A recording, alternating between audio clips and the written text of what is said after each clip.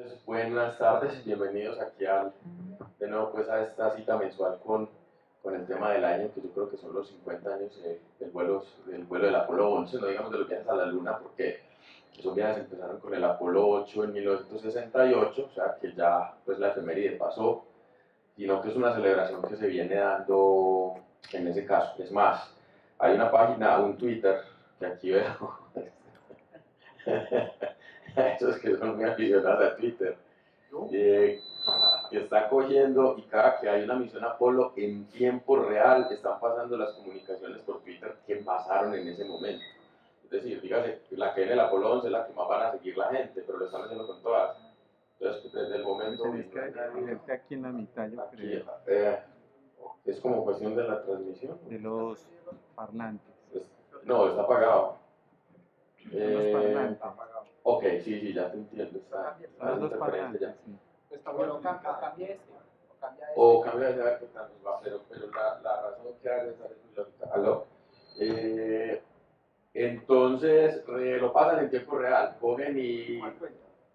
Yo ahorita se las paso en Twitter porque no la recuerdo aquí en la mente, pero en el momento en el que es el conteo, todo el lanzamiento, todo, dígase que eso ocurrió hace 50 años, el 16 de julio, que es cuando lanzaron Apolo 11, a las 7 y pico de la mañana, a esa hora sacan el tweet como si estuviera pasando, lo que dice Armstrong, lo que saca tan así, seguidito.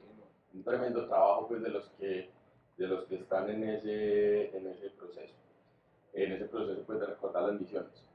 Ya a estas alturas, incluso la misión del Apolo 10, hace 50 años se voló, o sea, esa misión fue por mayo, o sea que hace 50 años por estos días estaba todo el mundo expectante pues, de la que venía, que ya se sabía que era la 11 y la que era por fin la que iba a poner un nombre en la superficie del alma. Yo creo que en los tres primeros coloquios que tuvimos hicimos una retoma histórica más o menos del asunto de carrera espacial. Ya hoy no nos vamos a ir tanto por ahí, ya hoy nos vamos a ir con las cosas más técnicas de cómo fueron los viajes a la Luna. Y es donde yo creo que más nos vamos a enfocar en los coloquios que vienen. Y para hoy entonces les traigo un documental muy bonito que sacó Science Channel hace 10 años, justo cuando estaban en el tema de los 40 años, que se llama Moon Machines, o máquinas de la Luna. Son 6 capítulos, hoy pues van a usar solo uno, donde hablan en uno de Saturno 5, en otro del módulo de comando, en otro del módulo lunar, en otro del rover, en otro del traje espacial que se diseñó, el otro del computador de navegación. Creo que son esos los 6. Hoy traje el del módulo lunar porque eso me permite llevar el coloquio a una discusión, nos vamos a devolver un poquito en el tiempo, pero con una discusión técnica que hubo a principios de los años 60 de cómo hacer el viaje a la Luna. O sea, listo, Kennedy pone la meta de ir a la Luna, pero cómo, no políticamente y eso, no, sino cómo técnicamente, cómo vamos a hacer para ir a la Luna. Y es donde hoy vamos a centrar la discusión. Entonces, veamos el documental que dura unos 45 minutos y como siempre al final, entonces nos vamos a centrar en esa discusión.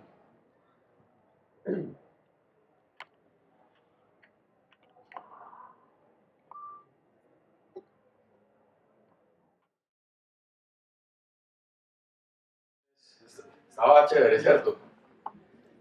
Y son 6, en YouTube los encuentran y son bien bacanos. El de Saturno es bacanísimo, el de Saturno 5, el del módulo lunar, y hay uno que es rarito, que es incluso uno de los coloquios que vamos a tener en el año, que es el del tema de los computadores de navegación, porque esa parte de cómo en los años 60 lograron controlar todas estas naves y llevarlas hasta la luna es una cosa fascinante.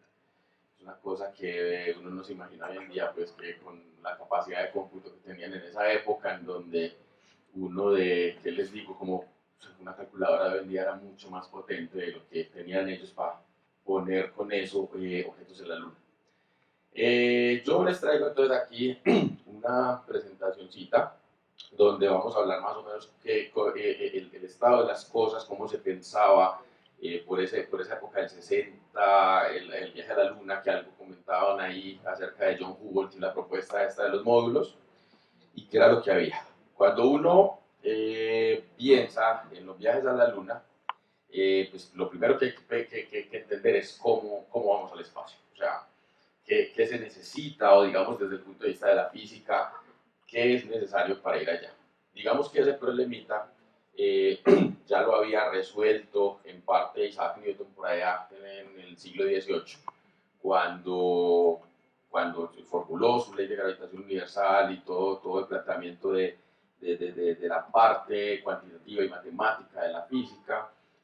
Cayó en la cuenta o derivado de todo esto, se dio cuenta que si tenemos una Tierra, que es como algo, una esfera, digamos pues en un modelo ideal, y ustedes se paran en una montaña muy alta y pone un cañón paralelo, o tangente, perdón, a la esfera en ese punto, es el mismo experimento que usted hace con una piedrita cuando la tira del agua. Usted la tira con un impulso y ¿qué va a hacer la piedrita? Se va a ir y va a caer a una distancia, ¿sí o qué? Pero si le das más impulso a la piedrita, pues va a llegar más lejos. Y si sigues con el ejercicio, cada vez vas a llegar más lejos. Realmente todo el tiempo eso que lanzas está haciéndose sobre una superficie de una esfera. Lo que pasa es que aquí estás hablando de una piedra a distancias muy cortas y pues aparece una tierra plana que hoy en día me vuelve a poner de moda. De moda. Sí, pues esas cosas, Newton ya tenía muy claro que no era plana y esto hablando del siglo XVIII. Realmente no es plana, sino que son segmentos muy cortos de esa circunferencia que pasa por el punto donde estás haciendo el experimento y que hace parte de la esfera ideal que representa la Tierra. ¿Sí o qué? Vale.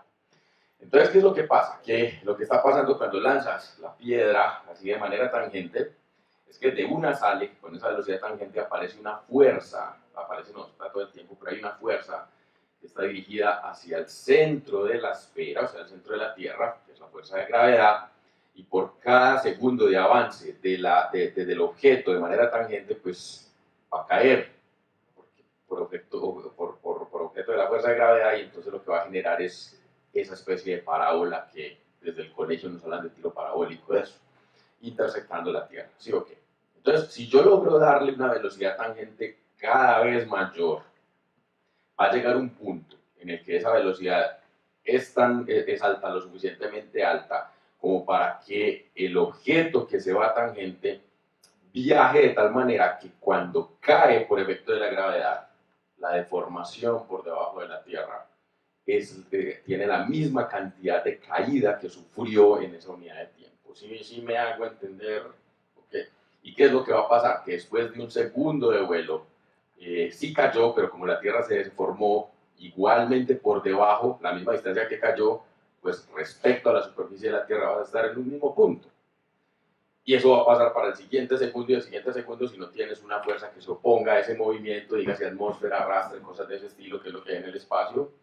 Y lo que vas a obtener es que el objeto va a dar la vuelta completa y básicamente tienes un satélite. Es una forma, digámoslo, algo descriptiva de decirlo. Eso tiene sus números, tiene su forma de demostrarse con las leyes de la dinámica, pero no es lo que vamos a hablar acá esta noche. ¿Okay? Para eso se meten a hacer ingeniería espacial y allá, así les van a enseñar qué es eso.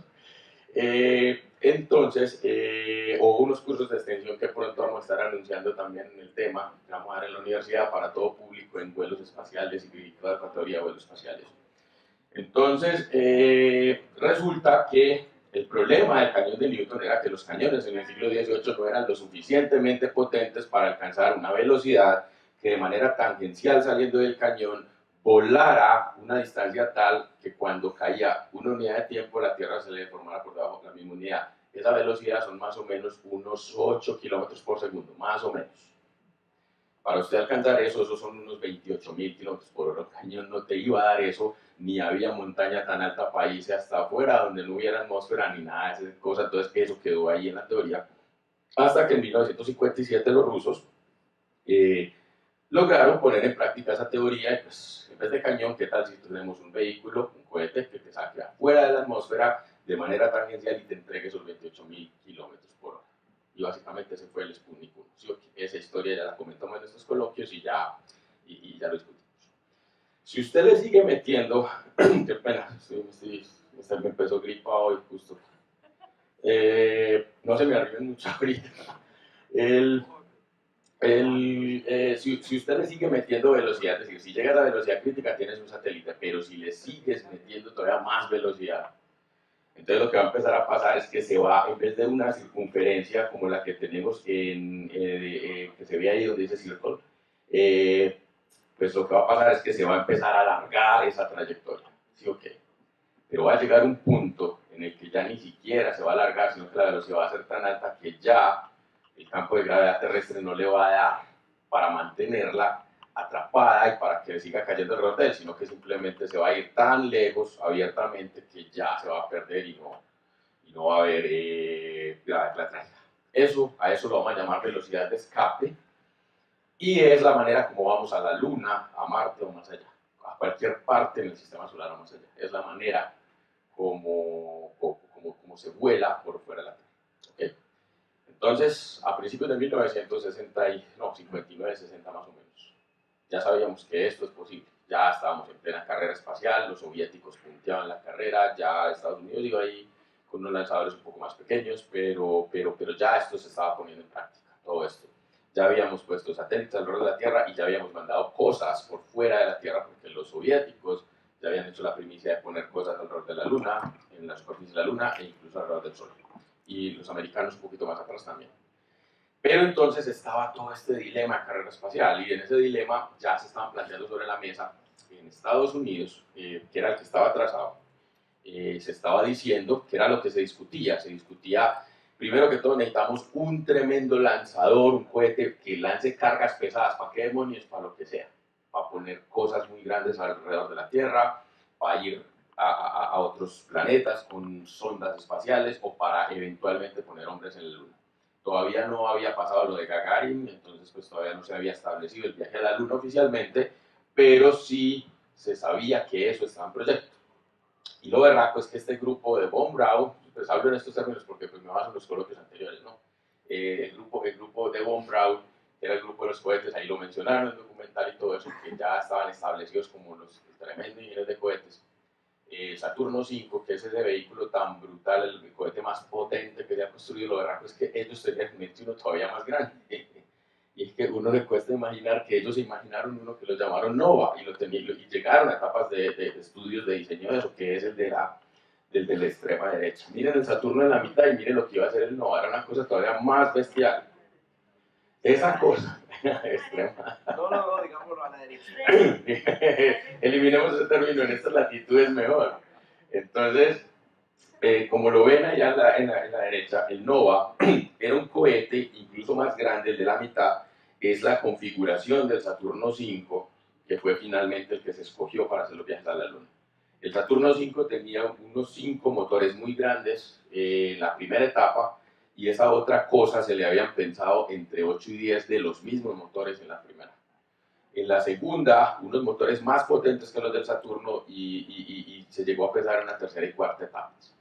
¿Por qué se pensó en eso? Porque ellos al principio, para ir a la Luna, pensaron en lo que en el documental mencionaron como lanzamiento directo. Es decir, se tenía que construir una nave espacial que iba hacia la Luna, pero que iba en un lanzamiento que desde el momento en que se prendían motores en Cabo Cañaveral, esa cosa iba ya para la Luna. O sea, no habían paradas ni alrededor de la Tierra, ni acoplamientos, nada de eso. Obvio, él sí botaba etapas, no era que todo ese cohete iba a llegar allá. Pero lo que iba a llegar a la Luna, que era esa última etapa, allá arriba donde dice Spacecraft, una nave espacial, esa cosa iba toda para la Luna, a llegar y aterrizar directamente en la Luna. Entonces, obviamente, para una cosa así se necesita mucha potencia. ¿Qué era el asunto acá? En vista de la introducción que les hacía de cómo poner cosas en el espacio y eso. El problema es que entonces usted, si está pensando en tirar de una vez toda esa carga para la Luna, usted tiene que entregarle toda esa carga 11 kilómetros por segundo aproximadamente, que son 40.000 kilómetros por hora. Eso requiere una potencia, pero de los 1000 demonios en un vehículo. O sea, eso requiere mucho, mucho combustible y empujar muy fuerte para poder hacer una inyección de esas y mandar eso a la Luna. Este señor Howard, el señor ese que lo pinta como un señor ignorado y hasta maltratado, yo no sé cómo no se deprimió en el proceso. Y eso sí fue así, incluso en la otra serie que vimos en la vez pasada, que es una serie muy bella de HBO, que estamos hasta pensando en pasarla toda de pronto sábados, porque vale la pena. muestran un capítulo también referente al módulo lunar y muestran esta historia un poquito más dramatizada, hasta más chévere de cómo se le expresó al principio a este hombre. Y resulta entonces que ya por esa época del 61 se estaban manejando entonces esos tres conceptos, básicamente, para que los visualicen bien, que es donde voy a enlazar toda la discusión que les voy llevando. El primero es el lanzamiento directo, entonces el vehículo sale de la Tierra y vamos es directo para la Luna, y al llegar a la Luna entramos en proximidad de la Luna a llegar directo con nave espacial completa. Es decir, voy con todo el equipo necesario para llegar hasta la Luna y con todo eso me voy a devolver de allá para acá. Vayan teniendo eso ahí. ¿Sí? O sea, es una nave espacial muy grande con todo eso. El segundo concepto fue un concepto que se llegó a tener un concepto intermedio que decía, ¿qué tal si mejor cogemos y entramos en órbita alrededor de la Tierra? ¿Sí o qué? Con todo lo que es un tanque grande de combustible, y con otro lanzamiento, además de ese, vamos y ponemos otra nave espacial, que es donde van los astronautas, se acoplan, se transfiere el combustible a la nave espacial que va para la Luna, y ahí sí con esa nave espacial nos vamos a la Luna, pero desde ahí directos también. Es decir, nos vamos con toda una nave espacial completa, que va a llegar completica hasta la superficie y se va a devolver de allá después cuando ya vengamos de regreso. Y el último concepto que introdujo este señor era, ¿qué tal si mejor lo que hacemos es que nos vamos, aunque ahí no está completo como lo muestran allá, a lo último la configuración, que nos vamos, entramos en órbita alrededor de la Tierra. Entonces, ¿qué pasa? Para yo entrar en órbita alrededor de la Tierra solo necesito los 28.000 kilómetros por hora. ¿Okay? Y de esos 28.000, cuando llegue ahí, yo descarto todas esas primeras etapas del cohete. Yo boto todo eso. O sea, no me voy a llevar el peso muerto que no necesito. Y de ahí lo que hago es que solo me voy a llevar parte del equipo con el que voy a llegar a proximidades de la Luna, pero igual, lo que voy a hacer es entrar en órbita alrededor de la Luna con todo el equipo, y me voy a ir solo con un pedacito, el necesario para llegar a la superficie, de tal manera que cuando yo vaya a llegar y prender motores para frenar y llegar, no tengo que frenar con todo ese berraco peso que inicialmente tenía, sino con el pedacito que es necesario, y cuando haga toda la misión para despegar, otra vez con solo ese pedacito. Sí me van entendiendo el concepto de que es que si me llevo toda la nave espacial necesito combustible mucho para frenar y llegar allá y aterrizar, y un montón de peso muerto. Es que yo no necesito llegar con todo eso, decía este señor. Yo puedo dejar parte en la órbita de la Luna y con eso me estoy ahorrando llegar con esa parte del peso, y solo me voy con el pedacito que necesito y ya aterrizo, y al regreso va a ser más sencillo.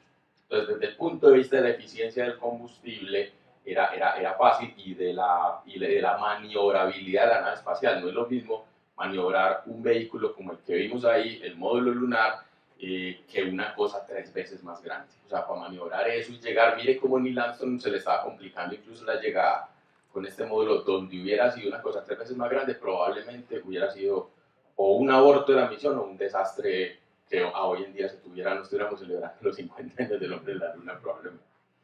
Entonces, el gran problema de esos métodos es que requiere un montón de operaciones, que son acoplamientos, encuentros en órbita, cosas de ese estilo, que pues para el año 59-60, Estados Unidos, para el 61 incluso Estados Unidos escasamente tenía 15 minutos de vuelo en cohete, de los cuales 5 eran en el espacio, minutos. Entonces, para pensar en todo eso era una cosa más bien loca en ese entonces, y esa era la razón de por qué habían tantos defensores del lanzamiento directo. Era más para evitar esas operaciones que había que hacer en órbita con ese montón de módulos y de acoplamientos que los veían complejos. Pero entonces, que fue el tema del coloquio pasado, pues a lo último dijeron, cuando ya se sentaron, y eso fue una discusión complicada, ahí lo mencionan en parte, entre los que defendían el lanzamiento directo, que eran los constructores de cohetes porque querían hacer el cohete más grande, y los que defendían este método de hacer un encuentro alrededor de la Luna, que veían la cosa desde un punto de vista más práctico, y eran reuniones y reuniones y no se lograba nada.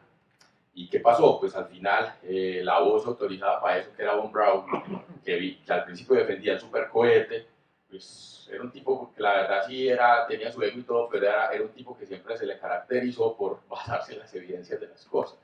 Y cuando ya miró bien las cosas y analizaron bien, se le torció al equipo, como dicen ahí perfectamente. O sea, el equipo encerrado en el cohete en una reunión de esas dijo, no, la forma de ir a la luna es la que están diciendo los otros, la que están diciendo el otro señor y el otro grupo, y no la que estamos diciendo el grupo del otro, y vamos a hacerlo así. Y que incluso ahí lo mencionan muy bacano, donde dicen que después le dijeron los mismos del grupo, pero ¿qué pasó? ¿Usted por qué salió con eso si a esa reunión íbamos con la idea de que íbamos a defender la propuesta de nosotros? Entonces, finalmente, ahí es cuando se establece esa primera manera de hacer el viaje a la Luna. Entonces, básicamente es salir y poner una etapa del cohete, de tercera etapa, ponerla alrededor de la Tierra, pero para eso yo necesito 28.000 kilómetros por hora, no 40.000 como si fuera directo, lo que no me sirva de peso ya se descartó, inyectar hacia la Luna con esa tercera etapa, esa tercera también la descarto porque eso es peso que no voy a necesitar, llegar alrededor de la Luna y solo separar en dos naves espaciales acopladas, separar esa vaina y solo con el pedacito con el que voy a terminar de llegar a la superficie, bajo lo que me va a requerir menos combustible y potencia para llegar, y con eso mismo me voy a devolver. Así fue que básicamente establecieron el asunto de cómo hacer ese viaje. Este era pues el señor Hubble en esa época en la que estaba siendo vituperado, rechazado y todo lo que usted se imagine.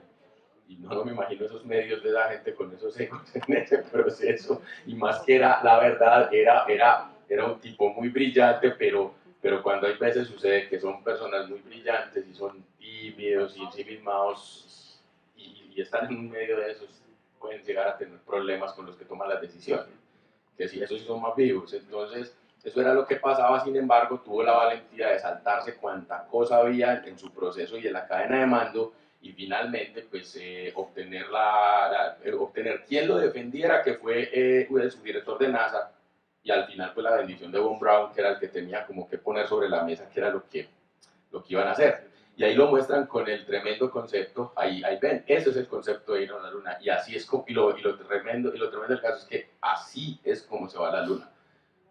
Es la única forma hoy en día, cuando SpaceX, Blue Origin, toda esa gente está hablando de regreso a la Luna, y NASA pues ahora con lo de Artemis, que es el nuevo proyecto con el que se pretende volver, el concepto es el mismo, son los mismos, otra vez un módulo lunar, unos módulos de mando, una cosa, es decir, es claramente, y de lo que más de eso se ha hablado hoy en día es cómo esta gente en los años 60 encontró una manera tan óptima, era la manera óptima de hacer vuelos espaciales. Si ustedes miran bien los cohetes de hoy en día, lo que se está construyendo, la manera como ya se considera ir al espacio en el siglo XXI, en la era después de los transbordadores espaciales, básicamente son las arquitecturas de los años 60 con vehículos nuevos, o sea, las arquitecturas de la época del Apolo. Esta gente llegó a un nivel de optimización en eso, que yo creo que por mucho tiempo, hasta que de pronto hayan otras formas de propulsión o cosas de esas, no van a haber otras formas de hacer ese tipo de vuelos. Aquí entonces, ¿qué era lo que se necesita para llevar a cabo eso? Ya te recibo la pregunta, para yo redondear aquí la cuestión. Entonces necesitamos un cohete capaz de poner toda una carga alrededor de la Tierra, ¿sí? Y que esa carga alrededor de la Tierra, después de estar ahí, descarto pues lo que no necesito, pero que me dé la suficiente potencia para luego inyectar hacia la Luna y llevarse todo el resto del equipo que tiene que ir y entrar allá. Otra de las razones fundamentales de por qué se escogió esa arquitectura es el regreso. Es una entrada extremadamente violenta. Más o menos la misma velocidad con la que salió es con la que se regresa, 40.000 kilómetros por hora. Y uno no se imagina cómo un objeto a 40.000 kilómetros por hora se va a encontrar en la atmósfera. O sea, eso es un choque brutal. Entonces, ¿qué pasa? Si partían esto de los modulitos que decía este señor, lo único que había que regresar a la Tierra era el CM, el modulito de aquí de la izquierda, el modulito de la extrema izquierda. Es este modulito de la izquierda, que era el módulo de mando. Y si yo tengo solo ese módulo para entrar, es mucho más sencillo hacer esa entrada a 40.000 kilómetros por hora, así me traigo una nave espacial completa muy grande, hacer esa reentrada donde puedo perder maniobrabilidad, donde es más complicado, donde puedo fácilmente perderla en ese proceso de entrar a la atmósfera, donde se alcanzan temperaturas fácilmente de 3.000 grados. Incluso la nave espacial se rodea de plasma en ese proceso porque el choque contra la atmósfera le quita, ioniza todos esos átomos y moléculas que hay alrededor de aire, y se vuelve un plasma muy, muy caliente que es una de las etapas más peligrosas pues, de los vuelos espaciales. Entonces, ¿qué necesitamos? Un supercohete, que ya lo estaban desarrollando el equipo de Von Braun. Ya cuando se escogió el método de ir a la Luna, se dijo, entonces, el NOVA no es el cohete que necesitamos extremadamente grande, no necesitamos todo eso tan grande, y el más óptimo es el Saturno 5, que de por sí ya mismo es una bestia que era capaz de poner en las vecindades de la Luna 50 toneladas. Háganse una referencia, una tractomula cargada subiendo por la autopista Medellín-Bogotá lenta, cuando las ustedes sí son más o menos 35 toneladas. Uno no se imagina cómo esta gente era capaz de mandar hacia la Luna una carga de casi 2 tractomulas de esas, ¿cierto? Entonces era tener un cohete de estos y tener los módulos que se decían en ese método, que básicamente fueron 3. Un módulo lunar, un módulo de mando, que es el conito que vemos en la parte extrema de esta configuración acá. Eso, qué bien. Ese es el módulo ese es el módulo de comando, que es donde se llevaba toda la misión hasta la Luna. Un módulo de servicio, que es el segundo, que tiene el motor de cohete hacia la parte de atrás. Todo eso, súper bien. No sé quién lo está haciendo por eso. Es el que vamos a mandar a la Luna. ese se ganó el viaje a la Luna. Que es el módulo de servicio. ¿Y qué es un módulo de servicio? Básicamente donde va todo el equipo de ingeniería, la parte eléctrica, combustible para el motor, donde va la parte de comunicaciones, todo ese tema que permite funcionar la nave espacial.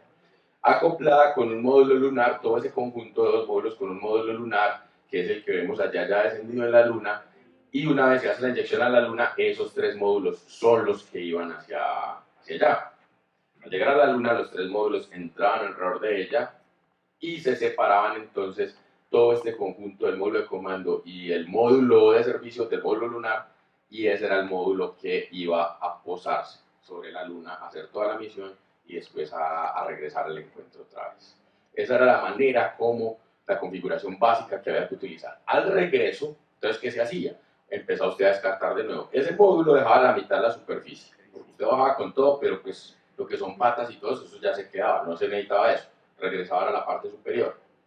Órbita alrededor de la Luna, se acoplaban de nuevo con todo este pedazo. Ya no necesitaban ese tampoco porque se transferían todos para el módulo de comando, botaban eso, y lo que seguía ahí era venirse solo con este pedazo aquí hacia la Tierra. Y cuando ya estaban llegando cerca de la atmósfera de la Tierra, también botaban todo ese módulo de servicio y solo quedaba la capsulita.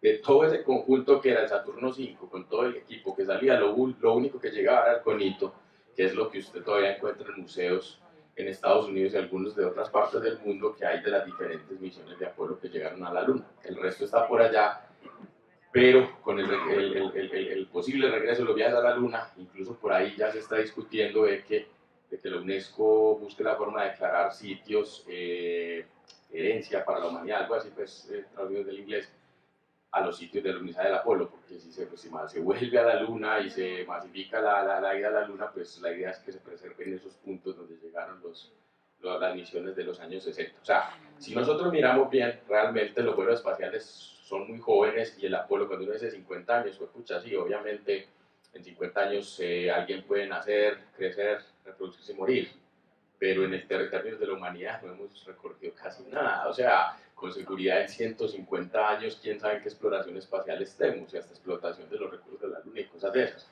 Entonces ahí es donde es necesario, pues, como que esos sitios se puedan preservar para más adelante. Muy bien, entonces de ahí viene el por qué para las misiones del Apolo se necesitaban 3 astronautas. O sea, ahí fue, esa configuración también definió cuántos iban a hacer el viaje a la Luna. En esa época las cosas no eran tan automáticas como hoy en día, obviamente, y se necesitaba el humano en la cadena de control de cualquier máquina, necesariamente. Entonces, si usted va para la Luna, va a dejar parte del equipo alrededor de la Luna, el equipo con que va a regresar. La idea es que en superficie haya 2. ¿Por qué 2? Por 2 razones. Pues porque hacen más equipos, aprovechan más el tiempo, y segundo, porque de todas maneras, si a uno le pasa algo, y si usted está solo, es mucho más complicado si están 2. Lo digo porque los rusos llegaron a pensar, y eso va a ser otro de los coloquios, a poner solo uno en la superficie de la Luna para poder llegar, porque estaban cogidos con el tema. pero pues usted como, o sea, yo no me imagino la fortaleza mental que tiene que tener alguien para decir que va a bajar solo a la superficie de la luna y se puede caminar por ahí y toda la cosa y a volver solo. Entonces ahí fue donde se dijo, se tienen que descender dos, que se hagan compañía obviamente y que haya, que si le pasa a alguno una cosa haya pues otro que pueda ayudar y ese tipo de cosas, pero tiene que haber otro que se queda en la órbita alrededor de la luna, en la nave, que la nodriza, que se queda allá, que es el módulo de comando y de servicio, esperando por ellos para cuando se venga el acoplamiento de regreso. Esa fue la razón fundamental de por qué 3 y no 4. 2 lo podían hacer, pero poner uno solo en la superficie de la luna, más bien loco en esa época y no muy viable. Y no poner a alguien a supervisar la nave que se queda también en una locura. Entonces, obviamente, sí o sí, toda la configuración daba para tener que aterrizar pues, con 3 astronautas. Hoy en día, con la automatización que se está teniendo tan tremenda, todavía no se ha definido cómo va a ser, e incluso SpaceX está pensando en poner turistas alrededor de la Luna con una nave espacial automática. O sea, va el turista montado ahí y ya, y la nave va sola.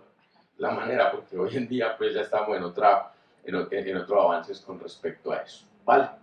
Entonces, como les decía, la trayectoria básicamente era esta: salga desde la Tierra, estacione alrededor de la Tierra y de ahí salir hacia la Luna con los módulos, con los 3 módulos como tal, parquear alrededor de la Luna y solo descender con el módulo lunar. Debido a los movimientos, al movimiento que tiene la Luna en todo el proceso, desde que la nave espacial sale de la Tierra, la Luna está en el primer punto, Luna en el lanzamiento, y la Luna también se va moviendo, toda esa configuración que ve ahí termina formándose una especie de 8, que es la que más ve uno por ahí en libros y cosas de cómo era el viaje de la Luna, porque usted sale en este sentido acá, pero usted orbita, pero cuando va a regresar, ya regresas por debajo y entonces pues ahí se arma como esa configuración del 8 como tal. A eso iba.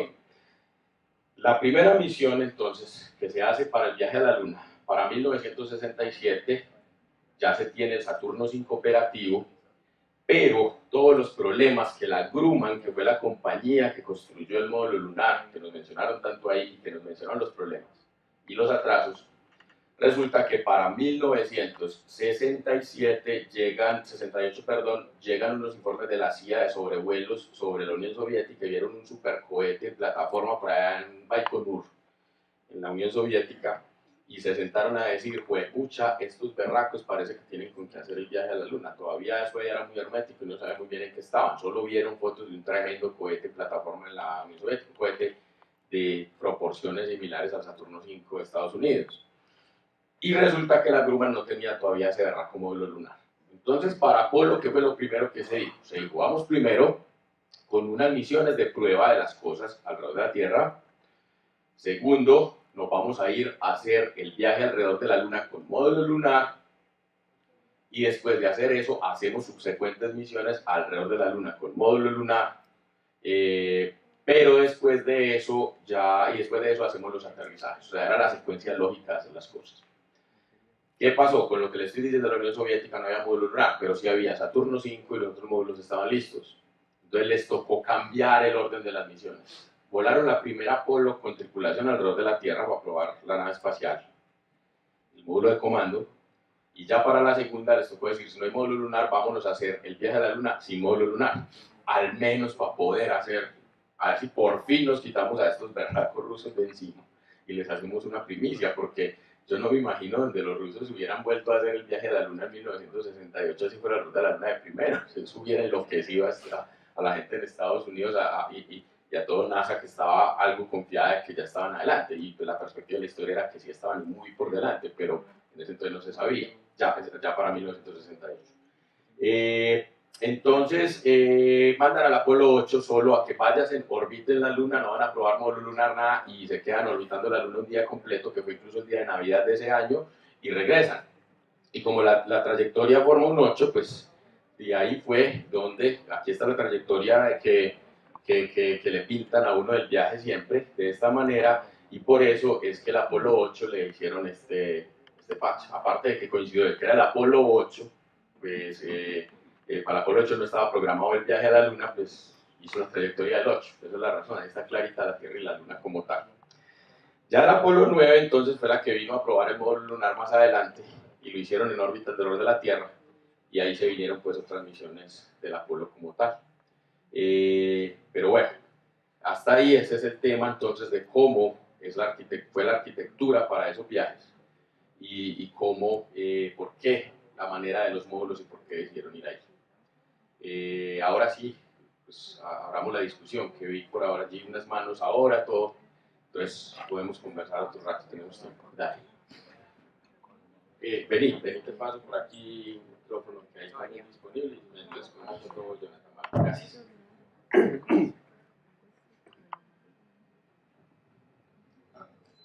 Sí, pues, quería preguntarte por qué solamente se ha ido una sola vez a la Luna, que no se ha repetido varias veces el viaje, sabiendo que ya está la arquitectura hecha, Ya lo voy todo. sí, ya está la temática, ya está la técnica, ya está todo para... Bueno, hay varias cosas, de las que hemos hablado acá y otras de las que no. Pero bueno, primero que todo, o sea, la pregunta va más dirigida a por qué no hubo después programas para la Luna. Porque pues incluso a la Luna se debe hablar de los viajes a la Luna porque pues fueron varias misiones. Fueron básicamente el viaje a la Luna lo hicieron, hagan la cuenta, el Apolo 8, el Apolo 10, ahí van dos, 8, el 8, el 10, el 11, el 12, el 13, el 14, el 15, el 16, el 17. Fueron 9 misiones a la Luna que hicieron eso, que fueron, es decir, ir hasta los alrededores de la Luna es un viaje a la Luna. Es más, Julio Verne, por allá a finales del siglo XIX, en su libro, el viaje que él describe en ese libro es muy parecido al viaje del Apolo 8. ¿Por qué no se hizo más? Básicamente porque lo que potenció el viaje a la Luna fue un tema meramente de prestigio internacional. Habían dos superpotencias pugnando por ideologías políticas totalmente opuestas que querían extender hacia todo el mundo. Digamos que el capitalismo estaba extendido ya desde el siglo XVIII y XIX, pero vino una amenaza a ese capitalismo que era de parte de la Unión Soviética, y la Unión Soviética era una superpotencia grande, o sea, no era algo a despreciar. Y en esa pugna, pues, eso es lo que hemos venido hablando en los coloquios, se dio que empiezan los soviéticos adelante y eso obligó a Estados Unidos a meterse en un tremendo programa de prestigio que terminó siendo el programa Apolo. Ese fue pues, el principal motivador del asunto. Lo que llevó, probablemente si no hubiera pasado eso, o si Estados Unidos hubiera empezado punteando la carrera espacial, no se hubieran hecho viajes a la Luna, a hoy en día incluso. Son muy costosos, los políticos no les gustan las cosas tan costosas y que según ellos pues no las ven como necesarias en muchos sentidos. Entonces, ¿qué pasa? Incluso para ir a los viajes a la Luna estaban programados hasta el Apolo 20, pero muy para el Apolo 17 ya el interés del público en general había decaído mucho porque se había vuelto, entre comillas, rutinario. Y la gente ya incluso prefería ver un partido de béisbol que estuviera pasando a la vez que estuviera alunizando el Apolo 16, por decir algo. Entonces, ¿qué pasó? El Congreso incluso corta las 3 últimas misiones a la Luna, ¿cierto? Entonces, una inversión tan grande del Congreso, aparte que corta eso, dice no vamos a seguir con un programa de estos y vamos más bien a meternos con un programa más sencillo, que arroje dinero, que sea pragmático. Ahí es donde se metieron con el programa del transbordador espacial, o sea, con la idea de industrializar el espacio, ese tipo de cosas. Y de ahí para acá no habían habido motivadores muy grandes para eso, hasta ahora recientemente que sí empiezan a haber ciertos motivadores para hacer esos viajes que vienen impulsados por el prestigio de empresas del sector privado y también por el mismo prestigio americano que quiere volver a poner esto sobre la mesa porque hay otras potencias que tienen posibilidades de hacer los viajes a la Luna y pues los Estados Unidos no quieren que los segundos viajes a la Luna los vaya a hacer primero otra potencia. Entonces, que en este caso China, aunque incluso ese caso, bueno, pero eso sí sería Estados Unidos. En este momento hay una realidad que está pasando y es que hay empresas en Estados Unidos que tienen programas espaciales más fuertes que los de muchos países potencia incluso. En este momento SpaceX tiene cohetes mucho más capaces y tiene una capacidad de transporte espacial innegablemente superior a la que puede tener China o Rusia, incluso a hoy en día, el solo SpaceX, pero eso sigue siendo Estados Unidos. Entonces digamos que se está activando otra vez un motivador y que hoy en día con la tecnología que hay ya no es tan O sea, no sería tan costoso porque la investigación y desarrollo ya está, es más la integración de los sistemas y volver a poner las cosas en su lugar. Dijiste un punto clave que vale la pena. Como lo pusieron en los 60, como diseñaron la manera de hacer los viajes, es como se hacen los viajes a la Luna. Entonces ya no hay que pensar que, hey, ¿cómo se hacen acoplamientos? Hey, ¿cuál es la mejor manera de hacer las trayectorias? Eso ya va estando muy... Ya es optimizar cosas más pequeñas. Pero es básicamente por eso, costos y porque el motivador era ese en esa época. Por allí... La comunicación permanente, ¿cómo se mantenía? Entre los astronautas y la Tierra. Vale, también está bacana. Claro, cuando eso no teníamos toda esa cantidad de satélites alrededor de la Tierra que pueden recibir señales y pueden retransmitir desde naves espaciales cuando son naves espaciales en cercanías de la Tierra o incluso de la Luna. Ya cuando son naves espaciales de espacio profundo se tiene un sistema de antenas alrededor del mundo bien fuerte, pero para el caso del Apolo, lo que se hizo era que se desplegaban tanto estaciones terrenas como una cantidad de buques con capacidad de estación terrena y que ubicar las estaciones y los buques no se perdiera la visual entre ellos alrededor de la circunferencia del planeta, de tal manera que la comunicación que venía desde la Luna le llegara a cualquiera, pero se retransmitía a través de todo eso. Entonces, la latencia y el delay, como se diría, o sea, el atraso entre lo que llegaba se sentía larga, o sea, en ese paso por todo eso. Hoy en día es más eficiente, pero era la manera. Entonces, eso era otra cosa que incrementaba costos. O sea, las operaciones eran mucho más complejas. Usted tenía que tener un despliegue tenaz en todo el alrededor del mundo para eso. Por acá hay otra pregunta. Ah, por ahí una primera. Sí. Buenas noches. Hola, ¿cómo estás? Hola, muy bien. ¿Usted? Bien. Bueno, mira, se sabe que uno de los detonantes grandes para ir a la Luna, según he leído, es energía lunar. ¿Qué sabes sobre ello? O sea, ¿qué viabilidad ves o te has informado que hay actualmente que se den estos años? No en 50 ni nada, sino estamos hablando de 10 años hacia acá. Porque según lo que he leído es que eso es uno de los detonantes para ir a la Luna. Para volver. Para ir, sí, exacto. Porque es Ok. que hay un elemento allí, no recuerdo cuál es muy bien. Creo que es el lío 3. El helio, sí, es por el helio 3 que se quiere volver, ya que este es uno de los grandes detonantes para la energía lunar. ¿Nos podrías ilustrar un poquito, por favor? Sí, claro, vale. Bueno, no, hay varias cosas allá. O sea, ¿por qué una empresa como SpaceX o Blue Origin, que es el otro gigante que se viene, o sea, ya entre las mismas privadas va a haber carrera espacial? Blue Origin es una empresa que es propiedad del dueño de Amazon, Jeff Bezos, y que es el millonario más rico del mundo en este momento, billonario incluso, y que ya recientemente dijo, yo no necesito inversionistas en mi empresa ni gobierno, yo tengo con qué meterle $1.000 millones anuales a mi empresa para hacer exploración espacial. Y voy a tener cohetes así como los de SpaceX dentro de poco, cosa que es real. ¿Por qué estas empresas están motivando eso? Primero que todo se subieron en el nombre, es una inversión de nombre para subirse, pero es una visión de muy largo plazo. Tú me dices que no lo diga a 10 años, pero sí lo tengo que decir a 10 años. A 10 años vamos a volver a misiones de básicamente de exploración. O sea, si logramos volver a poner gente en la Luna en 10 años con los programas que hay ahora, démonos por muy bien servidos en 10 años.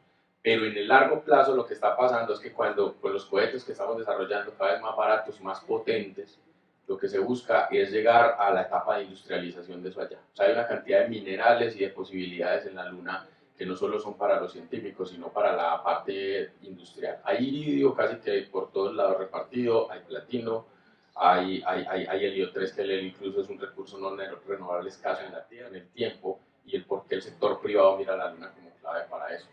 El sector privado tiene una parte cool que está manejando, liderado más que todo por SpaceX, volvamos a hacer exploración y todo eso, pero ellos son privados, ellos de todas maneras necesitan un asunto financiero y no son tontos. Hay empresas hoy en día fundadas en Estados Unidos que están trabajando en modo inversión, por ejemplo esta de Planetary Resources, se llama una, y que es una empresa que está dedicada meramente a lo que se viene para explotación de recursos mineros en la Luna, por ejemplo. Bueno, no, allí iba una primero y sí, qué pena. Sí, ahí. Hola, ¿Cómo estás? venimos. Bien. No, muy bien, pues toca. Dos preguntas. ¿Qué tan altos o qué tan peligrosos son los niveles de radiación en la Luna? Y la otra es, ¿por qué los rusos dejaron caer ventajas? Ya. Vale, primera, son muy altos y son muy peligrosos. razón por la que, primero, ellos incluso en las caminatas tenían ciertas restricciones de no estar tan expuestos porque están en el día del sol lunar y cuanta cosa viene del sol llega directo porque no hay atmósfera ni campo magnético que proteja por parte de la luna. En la Tierra, todos estamos aquí porque fue posible una evolución gracias a que tenemos una atmósfera y un campo magnético que evita que todo eso llegue acá y eso permitió la formación de moléculas y muchas cosas más complejas en el proceso evolutivo, ¿sí o qué? Entonces, esa es una. Y la otra, ¿por qué se piensa en bases lunares, por ejemplo, cerca hacia los polos y enterradas incluso en cráteres o por debajo también para eso? O sea, son altos y son muy peligrosos. Usted ya está expuesto al espacio como tal, a cuanta cosa llegue del sol y de afuera también. Esa es la primera. ¿Y por qué se dejaron coger ventaja? Ese fue el motivo del coloquio anterior. Básicamente, Rusia y la Unión Soviética empezó con cohetes muy grandes porque desarrollaron cohetes. Estados Unidos se durmió en eso, pero cuando ya Estados Unidos se vio obligado a poner todo su poderío industrial para hacer viajes a la luna como un asunto de prestigio, sí estaba muy por encima. O sea, en cuestiones de electrónica, comunicaciones, organización. No es lo mismo usted tener una cantidad de agencias del Estado trabajando y pugnando por presupuestos, a usted tener una cantidad de empresas del sector privado que son independientes desarrollando, entonces eso también tuvo que ver y se dispararon. Entonces cuando ya pasó eso, ya para 1965-66 estaban muy adelante. Pero, también jodido. No, yo te lo pegué. No creo que yo seguí así. Bueno, 3 aclaraciones y bueno, 3 comentarios, ¿no? La primera es que la trayectoria no es en forma de 8. Del todo, sí, claro. Sí, no puede ser en forma de 8 porque las trayectorias son elípticas. Sí, claro. Entonces, lo que ustedes están viendo ahí es la trayectoria. Si nos pusiéramos en una plataforma que vaya girando a la misma velocidad de la Luna. Claro. ¿Sí me entienden? Entonces, cuando la nave en esta trayectoria se ve que coge hacia la izquierda, es porque va más rápido que la Luna en su órbita. Entonces se le adelanta. Cuando ven que la trayectoria coge hacia un lado, es porque la nave se frenó o porque la Luna la está alcanzando. ¿Correcto? Entonces parece, desde el punto de vista de este sistema, que la trayectoria va para atrás. Es una cuestión cuando ustedes ven que la nave arranca para el lado de allá, es porque cuando sueltan la nave desde la Luna, la frenan. La Luna va a toda velocidad y frenan la nave, y al frenar la nave, entonces la nave se va quedando atrás de la Luna, y por eso parece tener. Entonces la forma de 8 es una forma falsa. Lo que pasa es que yo viví toda la vida pues, con esa sensación de confusión, de puta, ¿por qué tiene forma de 8 si las órbitas son elípticas, marica? O sea, una contradicción entre mi educación y lo que pensaba, y es porque es un sistema de referencia distinto. Son las trayectorias que uno vería. Por ejemplo, aquí en el Parque Explorer hay una plataforma donde uno se monta con otra persona a dar vueltas y se tira una pelota, etc. La segunda aclaración es la radiación en la Luna. Ahora que está de moda Chernobyl, yo no sé si algunos han visto que he escrito sobre esto, pues terminé entendiendo que la Luna realmente es un ambiente seguro. Comparado con eso. Sí. No, y en general. Hay otro dato. Lo que es las dosis de radiación que reciben astronautas está por debajo de la que recibe un piloto de avión comercial a lo largo de 5 años. O sea, está más expuesto como trabajador de radiación un piloto comercial porque está volando todo el tiempo, así sea una altitud aquí a 10, 12 kilómetros, que un astronauta que hace un viaje a la Luna y pues, lo hizo una vez en la vida. Sí. Aquí hay un número. O incluso alrededor de la Tierra está más seguro. Aquí hay un número. Aquí donde estamos nosotros, sentados, estamos recibiendo radiación, porque hay radiación en los muros, pero principalmente en el aire. En el aire hay radón radioactivo que sale de la desintegración de uranio y cosas así. Entonces ustedes respiran y dicen, uy, qué rico, estoy respirando aire puro, ¿cierto? Bueno, aquí en Medellín no. Entonces se va para la montaña, respira, uy, qué aire tan puro, y usted está respirando radón radioactivo, huevón, ¿cierto? Cuando usted respira radón radioactivo, se expone a un nivel de radiación de 70 en unas unidades microsieverts por año, ¿correcto? Entonces, gracias ese número. Aquí estamos expuestos a 70. En la Luna estamos expuestos a 300.000. Entonces uno dice, ay, pues puta, como que seguro, 300, un momentico. El problema es que usted está expuesto aquí a 70 todo el tiempo. Claro. En la Luna usted va y está a máximo 3 días. En la Luna, si usted estuviera un año entero en la superficie de la Luna, recibiría la misma dosis de radiación que recibieron los trabajadores que se subían a la azotea en Chernobyl, los liquidadores, los que limpiaban a Chernobyl. Claro, claro. Si usted está, pero tenía que pasar un año. Pero ojo. Un año en la Luna Ojo, que de completo todas maneras, para recibir la misma radiación de pero los el liquidadores. dato está bacano y se complementa con, ojo, que para el tema de bases lunares ya son Ya se tiempos, empieza a volver importante. porque, Claro. por ejemplo, en la estación espacial se quedan Claro. 6 meses, porque por microgravedad es el máximo permisible sin daños en el cuerpo de microgravedad. Sí. Pero ya había gente diciendo que ya pueden llegar hasta días de año y medio, Sí. porque si tienen gravedad, si sea un sexto de la Tierra, pero miren que eso es otro Claro. parámetro. El nivel de radiación seguro es 50, es 50.000. Sí. 50.000. Si usted está en un año en la Luna, son 300.000, entonces ya estás por encima. Y último comentario, la energía viene del helio 3, claro, como lo comentaste, como lo mencionaba la muchacha, pero esa energía no se puede utilizar, ese es un combustible que no se puede utilizar. Es como si estuviéramos en el siglo XIX y hubiera un teórico de los motores de combustión interna y dijeron, puta, el petróleo sirve para hacer motores, y puta. Y alguien le dijera, ¿pero qué? ¿Ya se hicieron? No, no lo hemos hecho. No hay Pero sirve, tecnología. pero sirve. O sea, tiene el potencial, pero no hay Claro, tecnología, es combustible no hay la de tecnología. un motor que no existe. Ok. Entonces nadie va a ir allá a cargar el helio 3 porque lo trae para acá y queremos esta huevona, no guarda marica, cuando tengamos el motor lo utilizamos. Nadie va a ir a la Luna por eso. La verdad, mi intuición es que la gente, vamos a volver a la Luna por 2 razones, básicamente. Creo que Samuel nos puede comentar, él estuvo en una conferencia en Estados Unidos hablando de misiones, exacto, y es ciencia, huevona, ciencia. Hay un montón de ciencia que se puede hacer en la Luna. Les voy a decir una ciencia bonita, sencilla. La Luna está llena de fósiles de la Tierra. Fósiles enterrados allá de 2.000 millones de años. Empezando con eso tan sencillo. La Luna esconde secretos fantásticos del sistema solar y es el único planeta distinto de la Tierra que está a 3 días de distancia. Y la segunda razón por la que vamos a volver a la Luna, con toda seguridad, es porque es el confama de los viajes espaciales. Es decir, antes de vos irte para la costa, vos te vas con fama y vayas y te aprendes a nadar. ¿Sí o qué? Es decir, esta es la plataforma para ver, por ejemplo, qué pasa con la radiación, la gravedad, etc. Y ahora que decís eso, es el punto, volviendo a referirnos a la visión de lo que había en los 60. Realmente el equipo de Von Braun, cuando diseñaron el Saturno V para ir al viaje a la Luna tal como se hizo, incluso el Saturno V estaba pasado de potencia ya. Saturno V con capacidad de 50 toneladas y para el Apolo 17 ya era un Saturno incluso segunda generación ya potenciado. Estaba recontrasobrado, que aquí en otro de los coloquios les vamos a comentar cuál era lo que pensaban ellos con esos Saturnos. Pensaban era todo eso, o sea, todo eso ya estaba y ellos el caballo de trabajo lo tenían listo. Lástima que la línea se desmontó por otras cosas que hubo pues en el proceso de que se vinieron con transbordadores, etcétera, etcétera.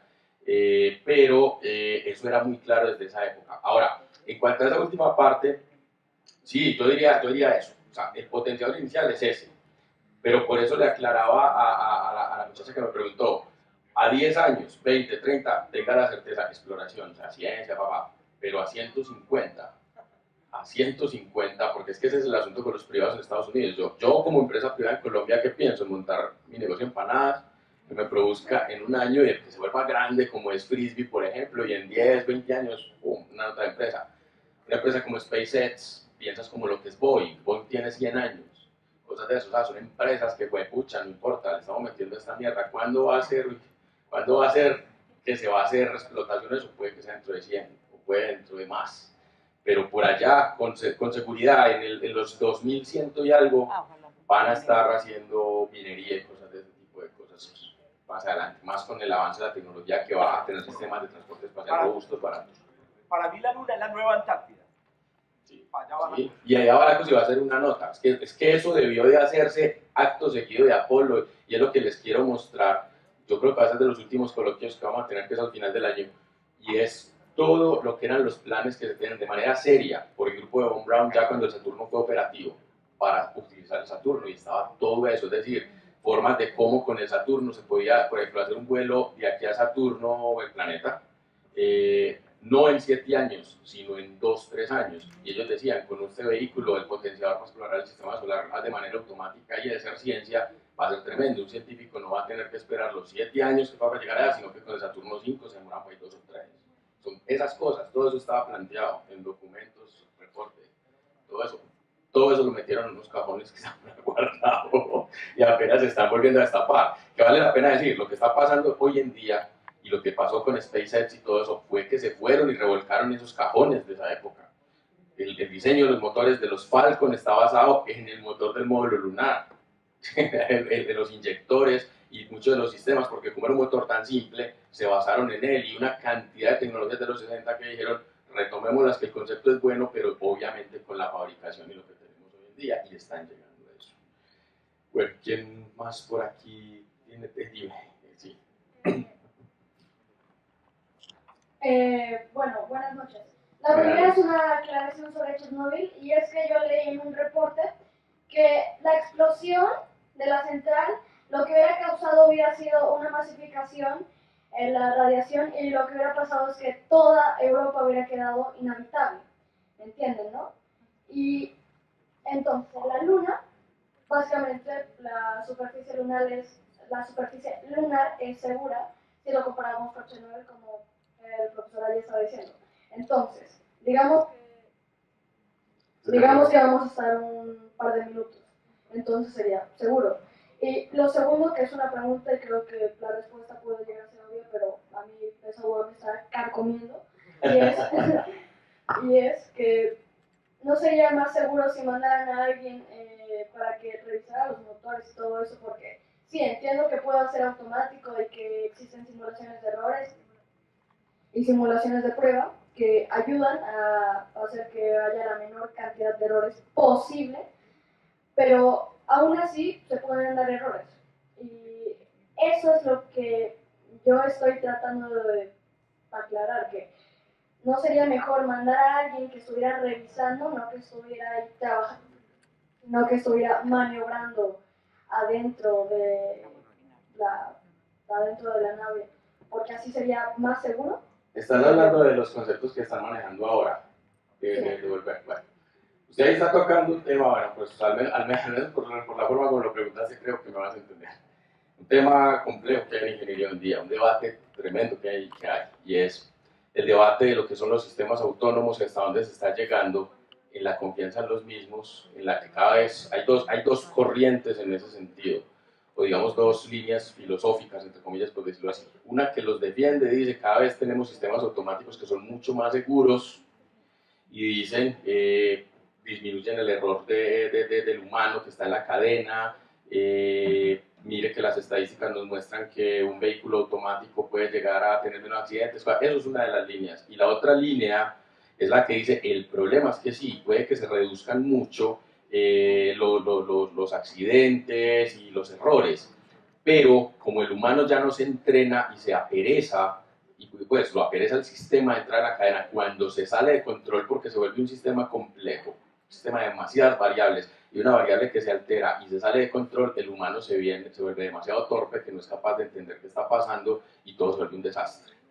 En este momento tenemos un tremendo ejemplo que está pasando con eso, y que las conclusiones de los reportes que están saliendo están mostrando eso, que fue el accidente de los 737 MAX, los 2 accidentes que tuvimos ahorita el año pasado, uno, este año otro, y los reportes que están saliendo de ese avión es que el avión ya está tan automatizado, se le montaron los sistemas y los pilotos ya no estaban tan bien entrenados para esos sistemas, que cuando algo se salió de lo normal, ellos no estaban entrenados para tener una reacción a eso. Entonces, lo que dices puede ser verdad. ¿Qué es eso? Eso es objeto de una tremenda discusión en el proceso. O sea, eso no te lo voy a resolver yo acá. Y no tengo la capacidad de resolver eso. ¿Cuál de las 2 líneas es mejor? El tiempo lo irá resolviendo. Pero esas cosas son las que están pasando. Es decir, hay gente que tiene la línea, no, el sistema automático es mejor y mucho más confiable. La otra línea dice, sí, es muy confiable, pero no saquemos del todo al humano de la cadena de control, porque si lo sacamos se puede tornar una cosa que medio se altere, y al no entender el sistema se vuelve un desastre. Entonces probablemente bajo esa segunda línea sí sería mejor tener a una persona capacitada a bordo. ¿Quién es la persona capacitada? Un astronauta, piloto entrenado que conozca los sistemas y no solamente pues un pasajero. pero más o menos eso. Si estás interesado en el tema, búsquese ese tema, eso que le estoy diciendo, ese tema de lo que son los sistemas autónomos y lo que es el humano pues en la cadena de ese sistema, y búsquese ese caso del 737 MAX, que en este momento lo están trabajando mucho por el accidente que hubo. ¿Quién más había dicho por ahí algo? Bueno, que sea la última porque aquí ya hay que cerrar. Dale. El tiempo como tal, desde que arrancó pues la nave y llegó pues a la luna y volvió y hasta que la persona pudo abrir sus pulmones y respirar el aire del océano del mar de la China. Como tal. Y otra también, entonces, en la nave cuando estaban a bordo, ¿cómo hacían para guardar ese oxígeno que tenían pues que durar todo ese viaje y ir y volver, ¿cierto? Y la cantidad de el líquido o la gasolina o el helio, lo que lo propulsa, eso, el combustible, se podía decir que era un 50% máquina y el otro 50% era puros tanques de gasolina, bueno, de combustible. Bueno, como fueron tantas preguntas en una, voy a hacer rapidito, pero puntual. La primera, en las primeras misiones Apolo eran misiones de más o menos unos 8 o 10 días. El viaje a la Luna es un viaje que desde que se despega acá y haciendo todas las maromas y todo, 4 días yendo. El Apolo 11 despegó el 16 de julio y el 20 estaba poniendo a Neil Armstrong y Edwin Aldrin en la Luna. Y de regreso más o menos lo mismo. Lo que se quedaron ahí que fue una noche y otros 4 días volviendo. Ya para el Apolo 17, que fue la última, casi 2 semanas, porque ya se iban y se quedaban en la Luna 3-4 días en superficie, tenían un rover para recorrer, todo eso. Esa es la primera. La otra, la del aire. Esos filtros que muestran, que mencionaban ahí, que fue el problema del Apolo 13, lo que hacen es reciclar el CO2, es decir, usted tiene una atmósfera aquí con oxígeno, usted respira, su cuerpo toma oxígeno y lo que se lo lleva pues, para sus procesos bioquímicos internos, y lo que usted exhala es el CO2 que sale como producto de eso. Ese CO2 se pasa por esos filtros, se purifica y vuelve y sale oxígeno respirable pues, por el sistema. A esos naves espaciales lo llaman sistema de sostenimiento de la vida, que lo mencionaron ahí pues, en el documental, y el problema del Apolo 13 era que precisamente cuando se les dañó el módulo de servicio se quedaron sin el sistema. Y lo que los salvó fue que se metieron para el módulo lunar, abortaron la llegada a la superficie de la Luna y utilizaron el módulo lunar para refugiarse como bote salvavidas, porque ese sí tenía los sistemas buenos todavía, y si bien estaba diseñado para 2 astronautas, como ya no iba a ir hasta la superficie, pudo soportar a 3. Creo que esa era la segunda. Y la tercera, la del combustible, no es mucho más. Un cohete y todas estas cosas, póngale que más o menos el 90% es combustible, de todo el peso en el que usted lo saca, casi todo. Y no es helio, no es helio 3, el combustible es o queroseno y oxígeno líquido, o hidrógeno oxígeno líquido, o ese combustible que ellos mencionaban ahí, hipergólico, que es una mezcla de químicos, hidracina y ácido nítrico más que todo, que al juntarse explota la mezcla sin necesidad de ignición, pero es muy corrosivo. Ese es el problema. Bueno, yo les iba a mencionar, sí, por aquí el último detalle. Hazlo aquí. Bueno, una última. No. Sí, no, mira, a los que quieran ahorita aproximarse. Ya iba para allá. Bueno. Antes de eso, un comentario, creo, para el joven que hizo el comentario ahorita de Chernobyl. Sí, yo ya iba a decir, bueno, hago una aclaración aquí yo soy ingeniero, aquí tengo el físico y aquí el científico. Si Chernobyl hubiera explotado, no explotó, si no hubiera ocurrido la explosión, Europa no hubiera quedado inhabitable, eso no es cierto. Si usted coge los 18 toneladas de combustible que hay adentro y los esparce en toda Europa, caería en cada kilómetro, además miren ese océano, miren la Tierra, 75% cubierto de agua. Cuando estemos sin agua, ¿de dónde va a bajar el agua? La va a bajar de los océanos. ¿Y cómo se saca? Se desalinizan los océanos. Adivinen cómo va a desalinizar los océanos. Con la energía producida por centrales nucleares de 4ª generación. No satanicen la energía nuclear. La energía nuclear la vamos a necesitar. Sobre todo ustedes con todos sus celulares, andando con celulares para todas partes, viniendo a Polo que hasta ahora. Pues puta. Hey, miren la roja.